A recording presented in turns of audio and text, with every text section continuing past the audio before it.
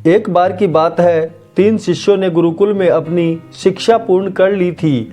गुरुकुल छोड़ने से पूर्व गुरुजी के समक्ष उपस्थित हो गुरु दक्षिणा देने का निवेदन किया।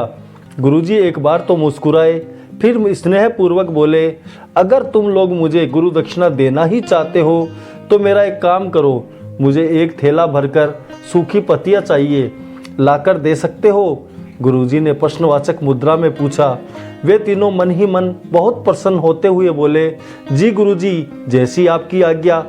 उन्हें लग रहा था गुरुजी ने गुरु दक्षिणा में इतनी छोटी सी चीज मांगी है। सूखी पत्तियां तो जंगल में सर्वत्र बिखरी ही रहती हैं और वे बड़ी आसानी से अपने गुरुजी के गुरु दक्षिणा के कर्ज से मुक्त हो जाएंगे।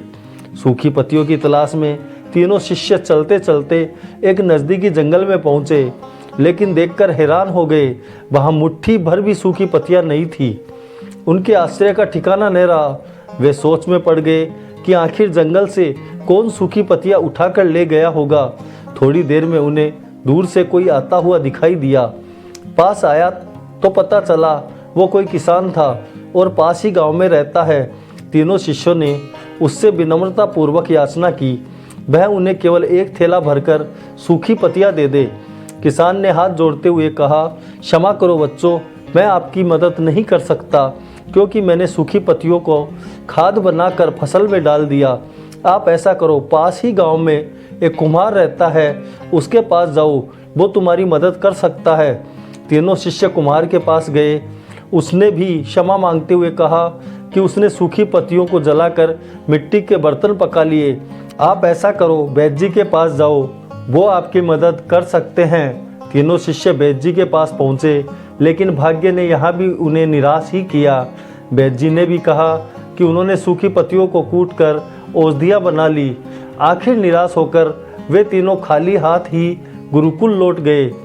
गुरुजी ने उन्हें देखते ही प्यार से पूछा, पुत्रों ले आए गुरु दक्षिणा? तीनों ने सर झुका लिया।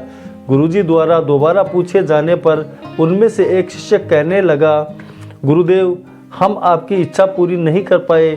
हमने सोचा था कि सूखी पत्तियां तो जंगल में सर्वत्र बिखरी ही रहती होंगी, लेकिन बड़े ही आश्चर्य की बात है कि लोग उनका भी कितनी तरह से उपयोग करते हैं। गुरुजी मुस्कुरा कर बोले, निराश क्यों होते हो, प्रसन्न हो जाओ, और यही ज्ञान की सूखी पत्तियां भी व्यर्थ नहीं हुआ करती, बल्कि उनके भी अनेक उपयोग हुआ करते हैं। मुझे गुरु दक्षिणा के रूप में दे दो। तीनों शिष्य गुरुजी को प्रणाम कर खुशी खुशी अपने अपने घर की ओर चल दिए। और अब हम भी कहानी खत्म करके आपसे लाइक, कमेंट और सब्सक्राइब की विनम्र प्रार्थना करते हैं। जय हिंद, जय भारत।